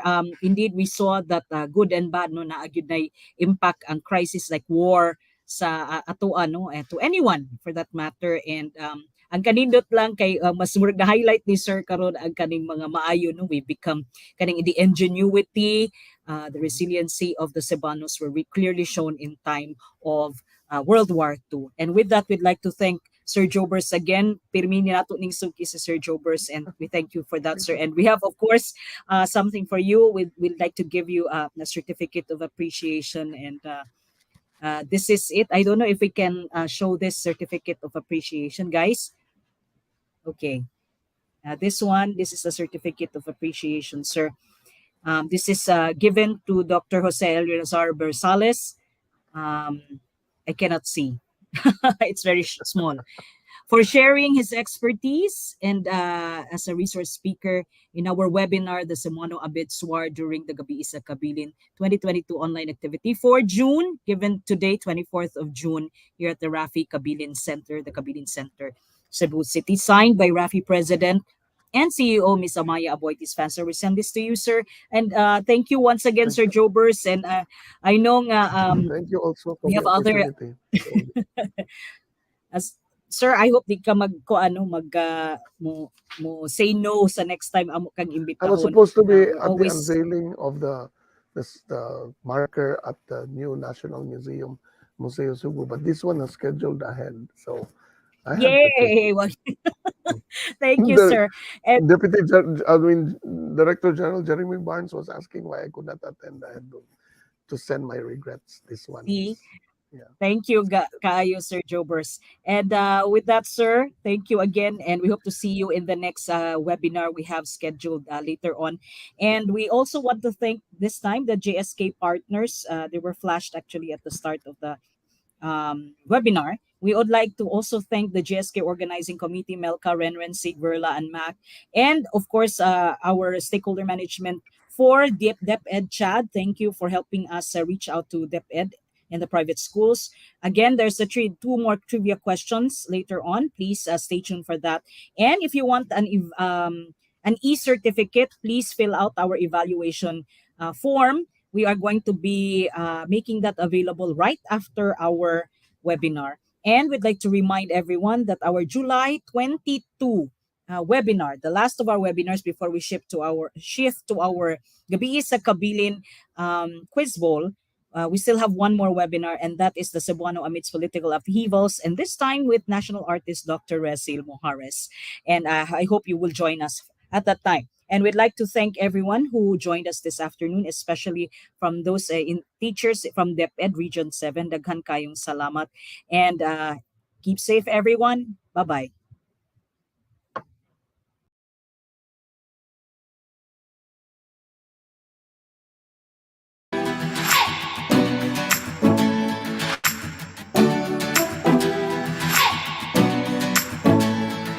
Thank you so much for sharing your valuable time and for participating in our webinar today. We hope to see you again next month for another Gabii sa Kabilin online activity to appreciate and experience Cebu's culture and heritage.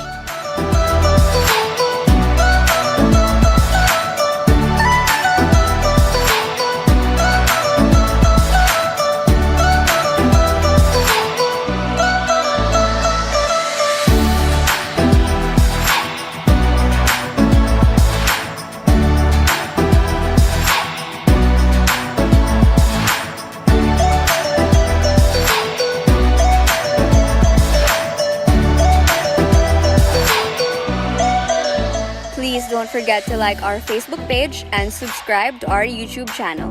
Again, daghang salamat!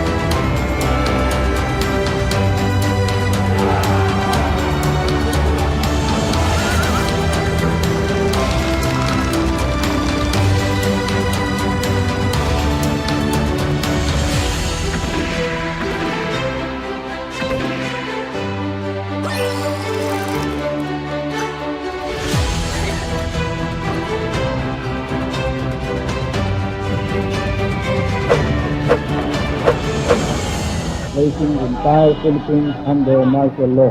I've ordered the arrest of those directly involved in the conspiracy to overthrow